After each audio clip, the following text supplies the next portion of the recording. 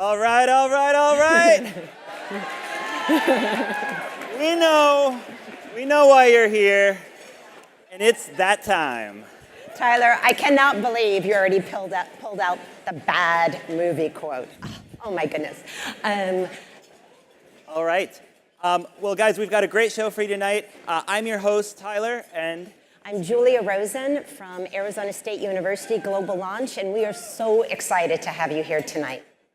I can tell by some of the cheering that some of you know Julia Rosen. But if you don't know Julia, Julia, I'm really honored to have Julia as my co-host tonight. Julia is one of the founders of this entire event 9 years ago. Amazing. Well, thank you, Tyler. It's true, and it's been such an amazing ride working with Michael Moe and Deborah Quazzo from GSV. Yeah. And watching the explosive growth of the sector. Venture capital investment is up 6 times. And our very first summit, we had 30 companies presenting. And this year we have 200. And our very first summit, we had 300 attendees. And now we have more than 4,000. But it's not just quantity, it's quality. Well before the Me Too moment, Deborah and GSV were tracking the percent of companies in this event, in this sector, that are founded or led by women. Historically, that percentage has been 30%, but this year we're up to 39%. So we still have a ways to go, but we think that's progress. And some of you may or may not know Tyler, but I'm very pleased to let you know he was the very first winner of this venture competition. And so, Tyler, what did that do for you? 2013 was the first year of the Venture Award at ASU GSV. We were very lucky to win it at Clever. And for us, this was a big moment. This was a big moment in the history of our company. It gave us awareness. It gave us focus. Honestly, it gave us confidence at a time when we really needed it. So this was a really big deal for us 5 years ago. And that's why I'm so thrilled and honored to get to be on stage 5 years later to get to introduce you all to one of the next Venture Award winners. Yes. So Tyler, why don't you walk us through what can the audience expect? All right. Here's the plan for tonight. 600 companies applied to be part of this competition. 200 of them were invited to present this entire week here at the conference. And an elite panel of judges has narrowed it down to the top 3. And that's who you're going to see tonight. They will be presenting to you and to our esteemed panel of judges their company and what they're doing. And then there will be a winner. You will have a say in choosing that winner, so pay close attention. And the winner, for the first time ever, will take home a cash prize of $50,000. I know, Tyler, you didn't really did you get that confidence and the awareness and the focus? That's what you got, right? 50,000 confidence. Awesome. So it's our great pleasure now to bring in our esteemed judges. They are Betty Liu, award-winning journalist and founder and CEO of Radiate. Dan Rosensweig, CEO of Chegg. And Matthew McConaughey, Academy Award winner and founder of the Just Keep Livin' Foundation. Come on, judges. Woo! Welcome. Hey guys. Good. Hey, nice to see you. Good. So you guys are actually sitting over there. Yeah. Okay, we're over here. Yeah, we're here. You've got the... Walking around the stage. Sit here or here? All right. You're in the middle. Which one you want? That one? And to entertain these judges, Showing off now. allow me to welcome into the tank the 3 finalists. We have Platzi, we have Head Start, and we have Vimo. Give it up. Right. Woo! So much for diversity. And our first lucky presenter, I know Freddie, come on, you're gonna rock it. Freddie Vega from Platzi, let's give him a warm welcome. All right. Okay, hello everybody. Hello, oh man. Hi, I am not scared at all, obviously. And thank you very much for being here. My name is Freddie Vega. I am the co-founder and CEO of Platzi. What we do at Platzi is effective online education for underserved communities and underdeveloped countries all around the world, especially Hispanics in Latin America and US Hispanics here. Thank you very much. Platzi was the first company to target Latin America to get into Y Combinator. We're also part of the Endeavor Entrepreneurial Network. It's a network of high-impact entrepreneurship. And according to CNET, we're one of the 20 most influential Latin American companies in tech. That's not really what matters. What really matters is our students. We have 500,000 students in all Spanish-speaking countries. And we have a 70% completion rate with an offering of only courses based on giving people as soon and as fast as possible the kind of skills that allow them to get a job in the digital economy. 20% of our students start a company, but 54% of them say that they want to start a company. This happens because in Latin America and in places where jobs are not that high quality, the entrepreneurial spirit is extremely alive. 10 of them have raised funding, and 2 of them have raised more than $1 million so far. Thank you. Latin America is a big underserved market for education. We have 640 million people. Of those, only 20 million either have a college degree or will be able to have a college education. There's just not enough seats. You guys already know this. But 150 million people in Latin America are looking for professional education, and they will not be able to get it. This is in contrast of the high demand of professional skills. And I'm not talking only about programming. I'm also talking about design, marketing, finance, anything that you can do with a computer. 1.5 million tech jobs last year stayed unfulfilled in Latin America. And people in developing economies are willing to spend more in non-traditional professional education. What we built is the hard part of doing online education. We built everything. We built a methodology that we call Platzi Core. We built our own platform. We don't use any third parties. We even built the way to stream video content to achieve the 70% completion rate. We're mobile first because in Latin America, for a lot of people, a mobile phone is not just a phone. It's the only computer that they have. And it's optimized for any connection. We test this in challenging places like Venezuela and the kind of connection that they have. We have 103 courses, 30 careers, everything related to the digital economy. And today, we are the #1 online programming school in Latin America. Thank you. This graph may be weird. Last year, we tried to measure, are we actually doing something that has impact? Because at the end of the day, we do this because of the outcome. We do this because we want people to change their life. So we did an impact report through the mentoring of the Media Network, who we are thankful to count as investors. And we tried to understand if we were actually helping them. We used the free users, the monthly subscribers, and the yearly subscribers to try to balance the study. And we found out that on average, a year after a student starts studying at Platzi in Latin America, they will increase their income 54%. But not only that, we found out that the best 15% of Platzi students see an income increase of 260%. Because this is Latin America. Thank you. Because this is Latin America. This sometimes means that they go from below the line of poverty to middle class or high middle income class. So we're very happy to see that they're changing their lives absolutely through learning digital skills. All right.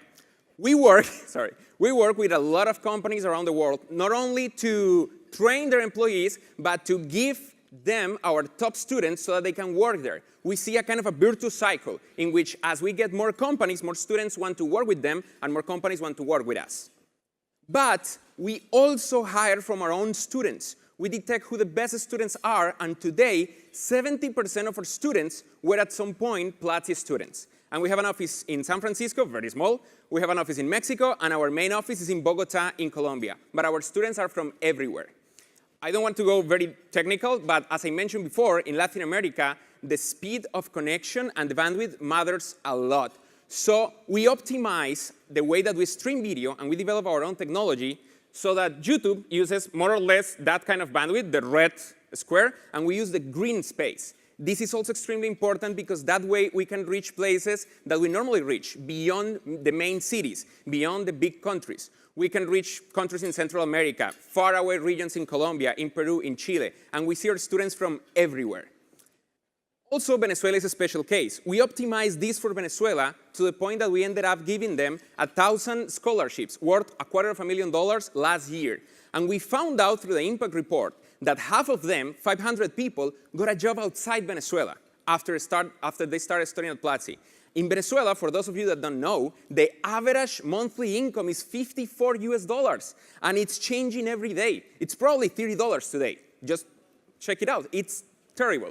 So we're doing our best to give them the opportunity to work remotely. When they get a job that only pays $1,000 per month, that's the equivalent of someone here going from earning nothing to $200,000 per year.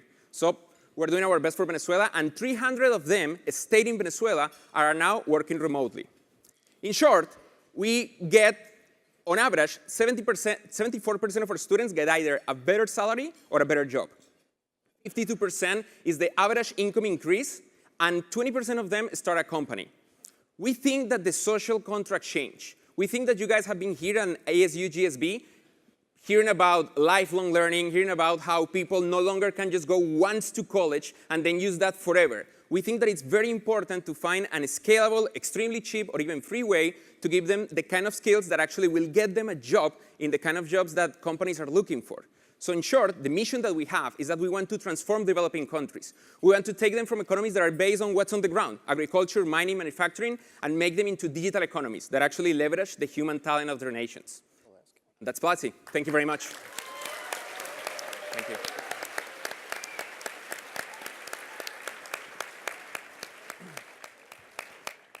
Great job. So I'd like to hear very briefly from our judges. Dan, any quick reactions for Freddie? Yeah, look, I think the mission is magnificent. The opportunity to speed up the time from learning to earning makes a huge difference in people's lives, and using online will make a difference. But I have a couple of questions. Is this a for-profit company or a not-for-profit company? We are a for-profit company. Not-for-profit? No, we are for-profit company. So who pays you? We adapt the price according to each country. So on average, it's mostly less than $1 per day. But for example, in Venezuela, we don't charge. In in Peru, it's $0.5. In Spain, it's $1.3. We try to so the student pays or the employer pays for you to train the student? We started charging the students. But the objective that we have, the vision that we see, is that as we get more and more companies, we expect the companies to finance it so that it's the companies that are paying so that the students learn and then they get hired. The demand is so high that we think that this will happen. So, just last question, if you're successful 3 years from now, how many people go through the system and how much revenue do you have? Oh, it's 150 million people. That's in 3 years? That's the amount of people right now in Latin America that are in the age and the situation and the conditions to go for higher education, and they're not going to be able to get it. So if we can get to them, not only we give them a better job, we really can change the economies of the region. Thank you. Right. Thank you. Betty. I also had some of the questions that Dan just asked about pricing. And so I love what you're doing, and so great that you're breaking ground here. We need more and more minority-led businesses, I would say, all around the world. My question is how your business model can translate outside of Latin America.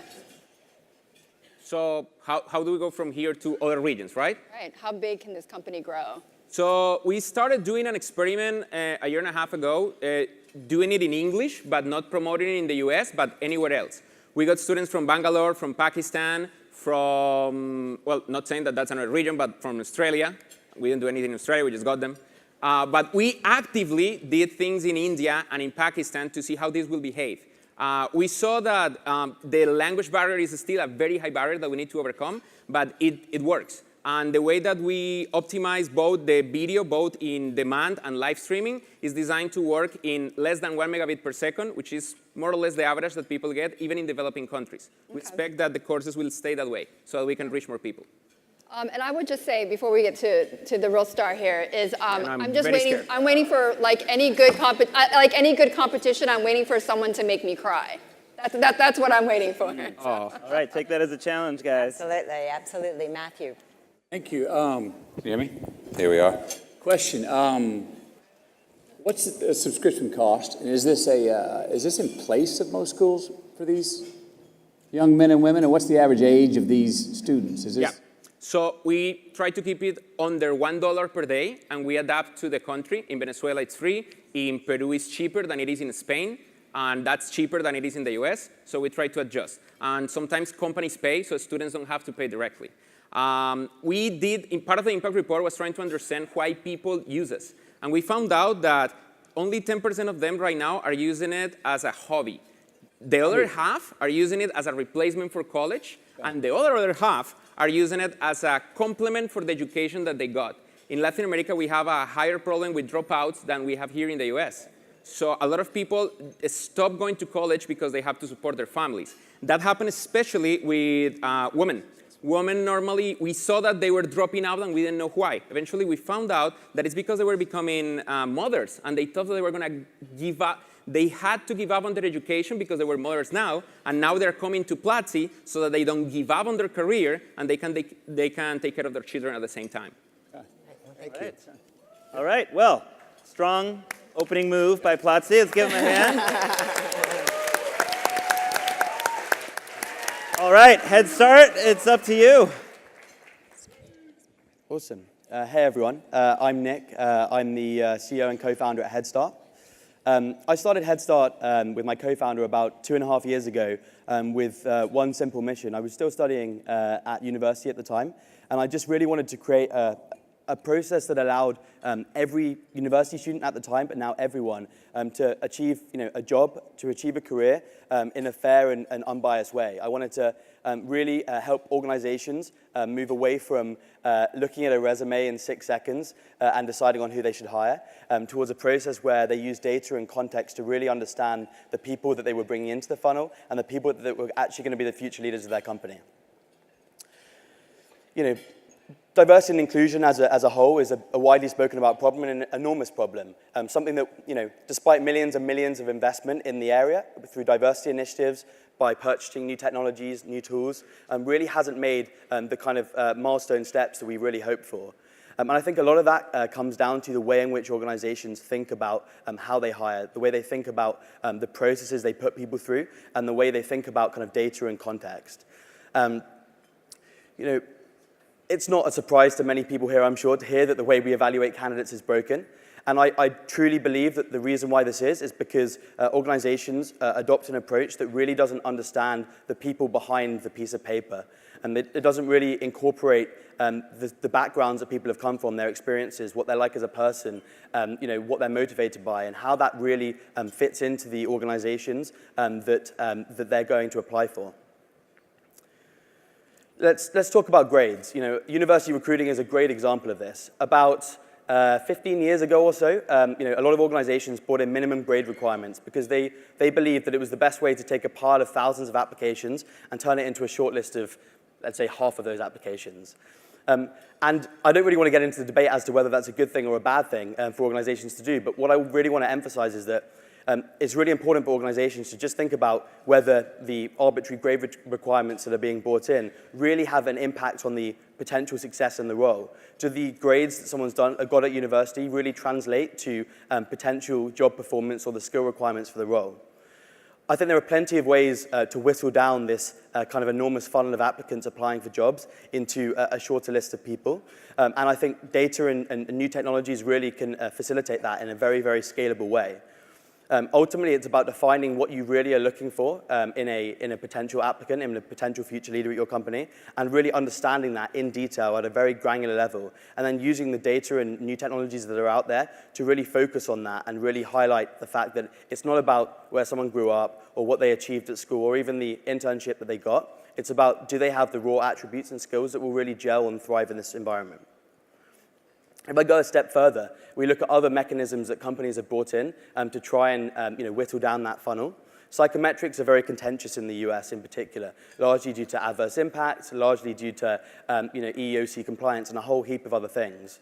And rightly so, because psychometrics are a point-in-time evaluation of someone's personality or their behaviors or a number of different things. But that point in time doesn't give you the context as to whether that has any bearing or relevance to the role itself. I believe that psychographics adopt an enormous amount of context, and that contextualization takes you away from that slippery slope from this is what someone's like to this is how someone would fit into a team and perform in a team. And that's something that's completely stripped back from social background or environment. And this isn't just about bias reduction. This is an enormous use for organizations from a commercial perspective. Adopting more data and finding the right people for your organization in a way that doesn't just look at arbitrary criteria is a commercially very important thing.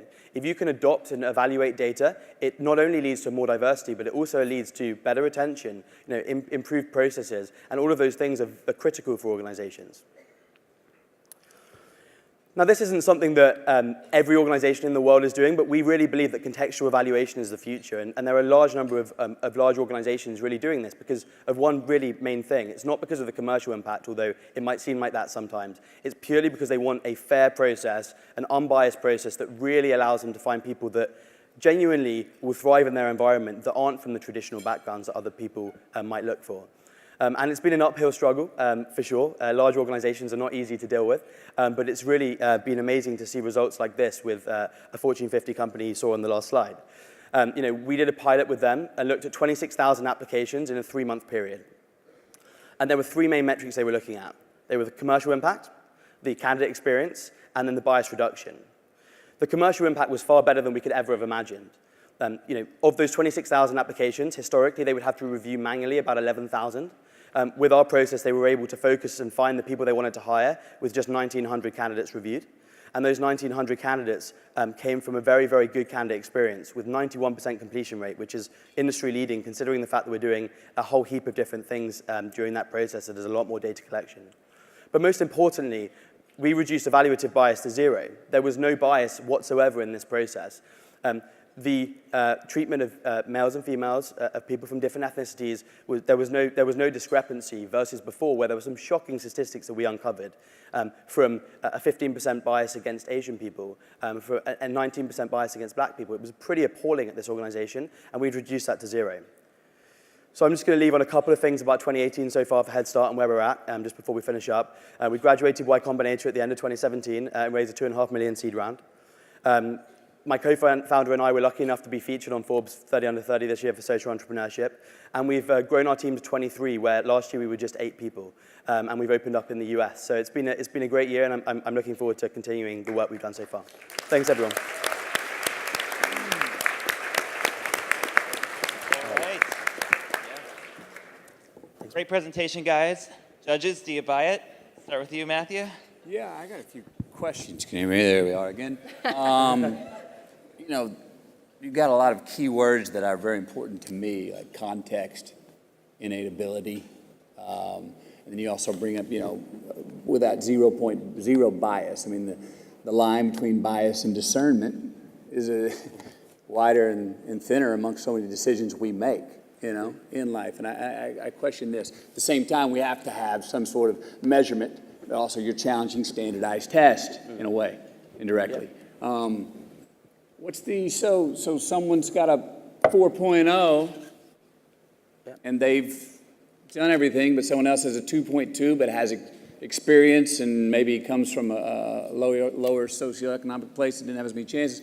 Where does the bias and discernment cross there? Do you go, does that 4.0 getting, are they not biased against them now? No, so the purpose is not to say that one's better than the other. In fact, the whole part of this is to understand what the requirements are for the organization and really understand whether the 4.0 versus 2.2. It's kind of group dynamics. You're saying, what does a company need? You've got a team of 20. We have 16 here. We got 4 other places. What's going to work best in this group? It's about defining or redefining what good looks like for the organization. Okay. It's about saying, it's not about the fact that you got a 4.0 GPA. That's a measurement of your success in a variety of different ways, and you can measure that through attributes. And it's about providing the social context to that. So we can talk about more offline. But. Redefining good. we got dinner at 9. Yeah. See you there. All right, redefining good. Betty, do you buy it? Who would you say is your biggest competitor? I think it's an interesting one for us. We have the kind of psychometric evaluation kind of companies, the assessments, who are traditionally the people that are bought by organizations. And then you have a whole heap of diversity tools. And I think we fit somewhere in the middle. We believe we're kind of a diversity platform. We're a data platform that incorporates a bunch of the psychometric evaluation, but provides that kind of social context to really drive this forward. Who's to stop like a LinkedIn, which has access to so much employment data? Who's to stop them from saying we're going to do the exact same thing? The barrier to entry is the training that we get on our models. So every day that we're doing this with the organizations we work with, it benefits every organization that will ever work with Head Start, because every time a candidate's reviewed, every time insights are given to us and fed back through our platform, our models are training, and that's taking us in a broader direction forwards. And so, yeah, LinkedIn has tons of data, but they don't have the kind of raw trained data that we do. Dan, you know a lot about this space. I do, but we have 8 seconds. Okay, sorry. So every algorithm has bias built into it. Yeah. That's what I think what Matthew was referring to. How diverse is the group that's building the algorithm? And then the second question is this, which is most kids who graduate high school or college, they're not going to go into jobs where anybody's going to take the time to do that. So in a world that's going to be proficiency-based, how do we add this into proficiency-based so young people, the majority of people in this country at least, who don't have the same opportunity, get the same opportunity you're suggesting for higher level people? So I'll take both of them. So on the second one, just top of my mind, a big part of Head Start and why we started this was to recommend jobs to people that didn't know what they wanted to do and to get those people into the roles that they're best suited to. And a big portion of what we do is taking the algorithms we're using to help organizations kind of sift through the pile and turn it on its head and say, if you don't know what you want to do, just create a Head Start profile and we'll recommend you jobs at the companies that you may not have ever thought you would want to be applying to. On the training side, the interesting thing is that when we're building our algorithms, they're not bespoke algorithms specifically looking at things. We're building general algorithms that are looking at the specific unique mapping and weighting within the organization. And we run a second set of algorithms that look at where the bias lies. We call it Head Start Quant. And so in real time, we show companies exactly where the biases are in their process, exactly where the issues are in their process, and help them understand that. Thank you. Is it like Gallup Strength Finders? Yes. Yeah, right? Yes, it is. Great. Well, thank you so much. Amazing, 2 amazing Just done through companies. technology and algorithms. The competition's only going to heat up with our third contender, Antonio De Sorrento from Vimo Education. Take it away. All right. No, I've used it. Thank you. We'll talk later because I'm in line with what you want. Thanks everybody for being here for this. I'm Antonio De Sorrento. I'm the CEO and co-founder of Vimo Education. If I'd known we were going to be on those stools, I would have worn cooler socks. But that's my shot at making you cry. Okay. So, dad joke. Comes. At Vimo Education, we're working in a market with 19 million students in post-secondary education in the United States. There are thousands of institutions outside the top few hundred elite schools who are competing to enroll those students. So today, who gets a student? Well, in the competitive market today, the school who gets the student is the one who can market. So, and as they, that is,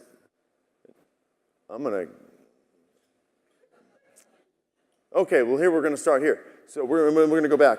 You almost had her crying. I'm ready to cry. Wrong way, maybe. So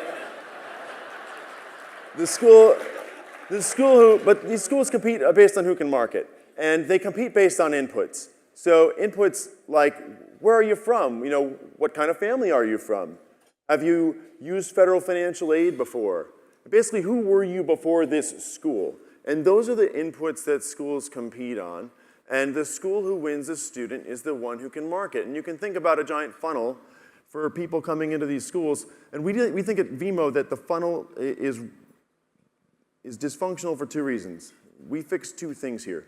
At the top, the funnel leaks. It leaks people who belong in school, who the school thinks they can train in place, and who want to be there. At the top of the funnel, that's people who've exhausted their federal financial aid. Think of a 30-year-old single mother, meandered. People like to talk about how that's okay, but for some people it's really not, right? It's a privilege to meander. A 30-year-old single mother meandered in her teens and 20s, blew all her federal financial aid, and now she just really needs a job to care for her family.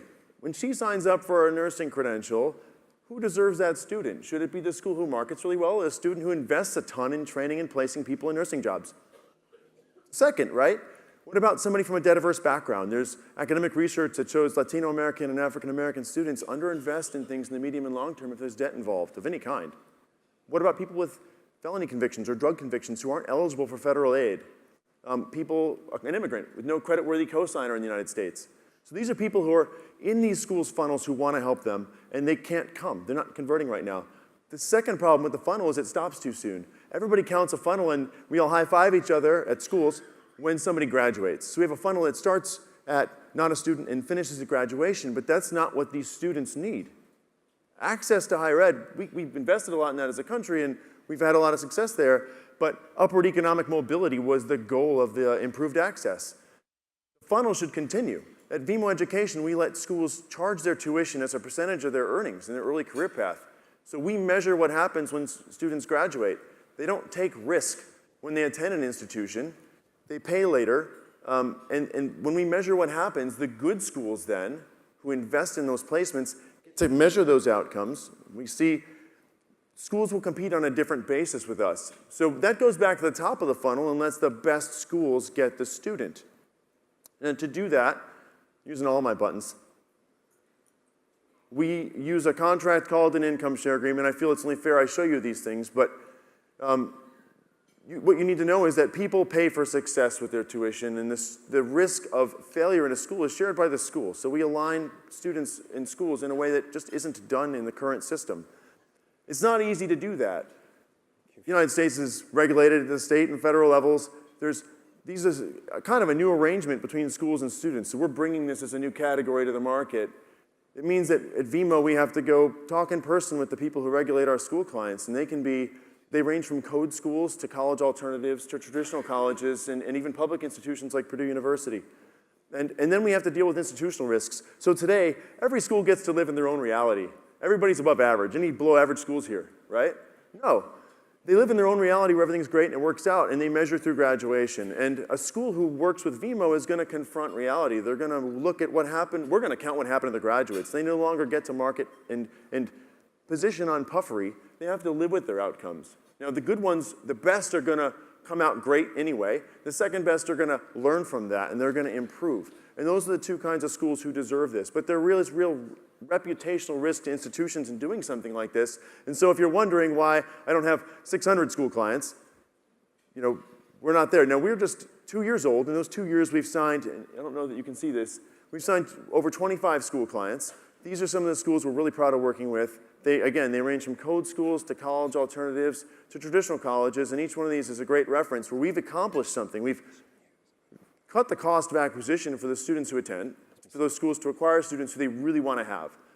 We answer the question, not cost of acquisition that they finally show up, right? They're in this funnel, and now we're going to convert them, and the schools who are built to help them can help them. And so we're answering the question not how do you pay for college, but who's not at your college? And our school clients are having great success with that. We're very proud of it. Again, I'm Tony Di Sereno from VMO Education, and I'm really happy I got to do this. Yeah, I'm confused. I know. I'll go first. Fantastic.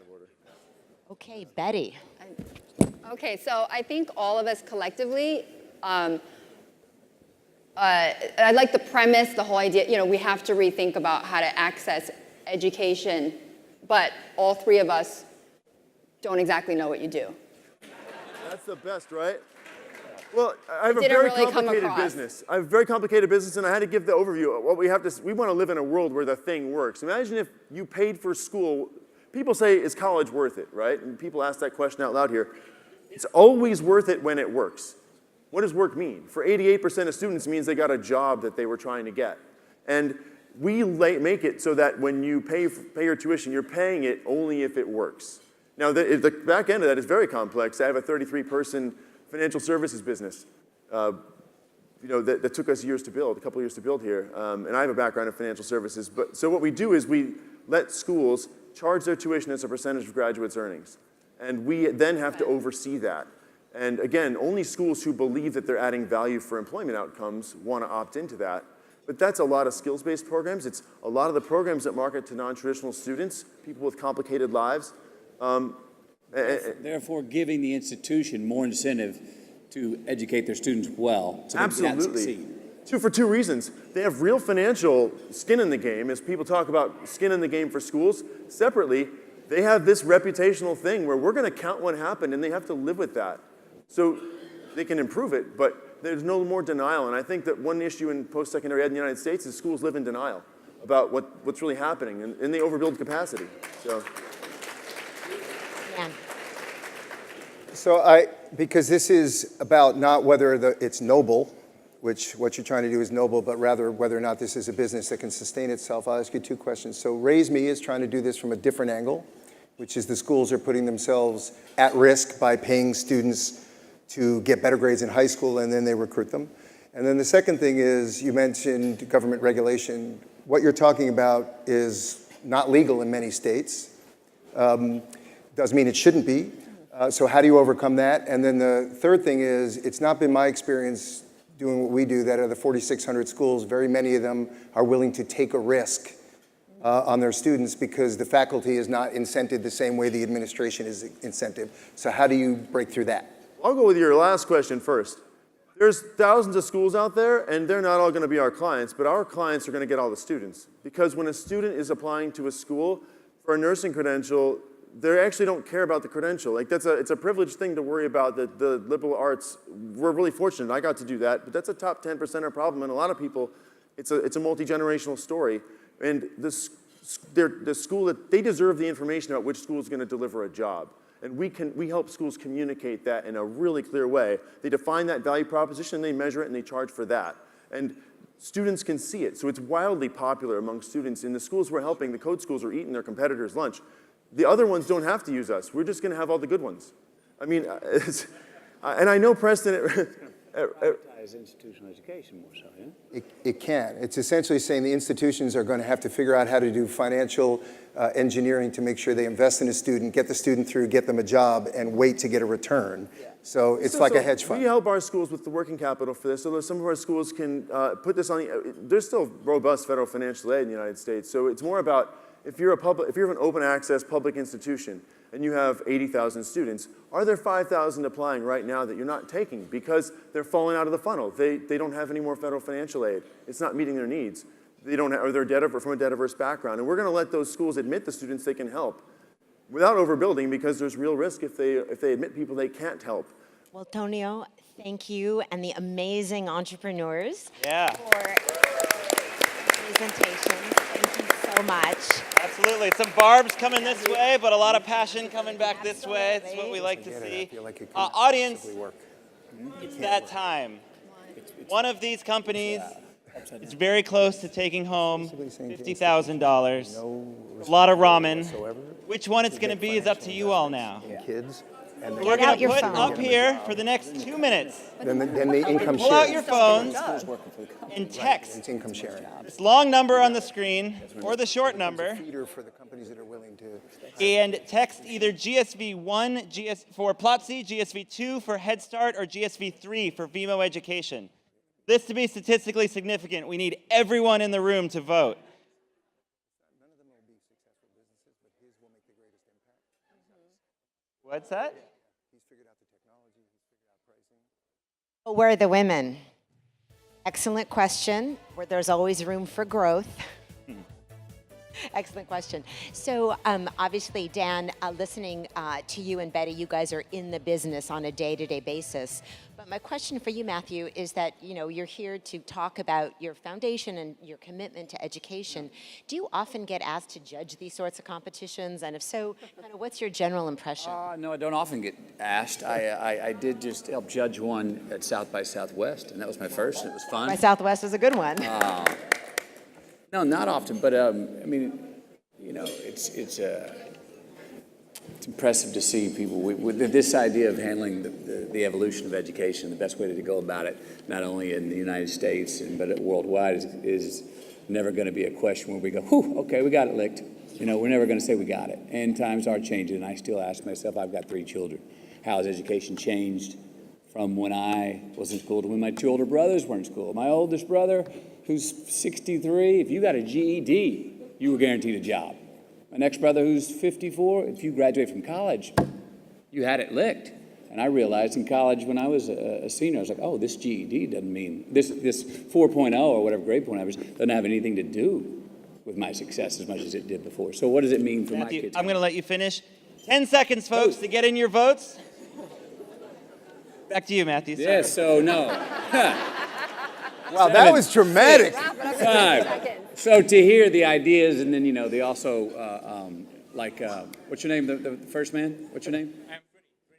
Yeah, so to be able to, you know, the classroom, what's the classroom now? Yeah. You know, it's with mobile devices, it can be anywhere you want to, anywhere you are. It's not necessarily a destination you must go to. Mm-hmm. You know, so when I hear something like that, can scale out education, and it still comes back to, even on your point, I mean, any place can provide the education, but what does the person that has the access to the education do with it?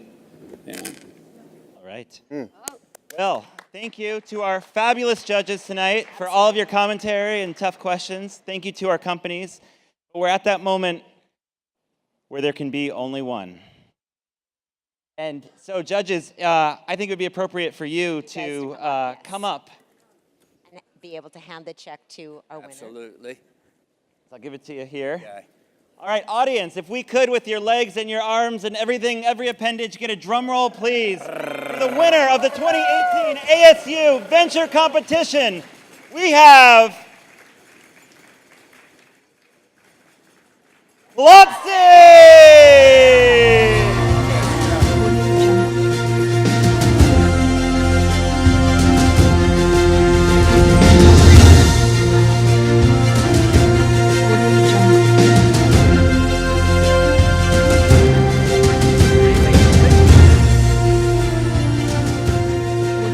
Hello?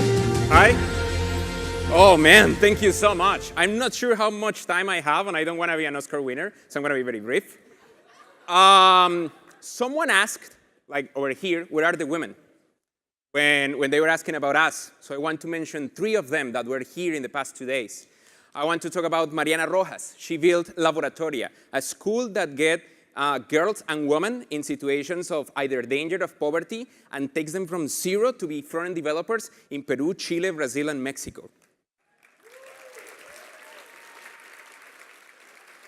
I also want to talk about Komal Datnali. She's from India and Chile. And from Chile, she's building a lab inside a phone so that any school that doesn't have a lab can have a physics and a chemistry lab anywhere in the world. And she operates all around Latin America and also in the US, Lab for You. And she's also around here, I think. And lastly, I want to talk about Eva Massoud. Eva Massoud created at first Gradberry, which was an online education platform from the Middle East. And then she pivoted into Tara.ai or Tara.com. I think she got the .com. Which is an artificial intelligence system that takes people from anywhere. And through this system, eliminates almost all kind of bias so that only skill matters. And she gets people from all around the world to work with incredible clients, from Cisco to even the smallest startups. The 3 of them were here, and I hope that the 3 of them next year are here as well. So to them.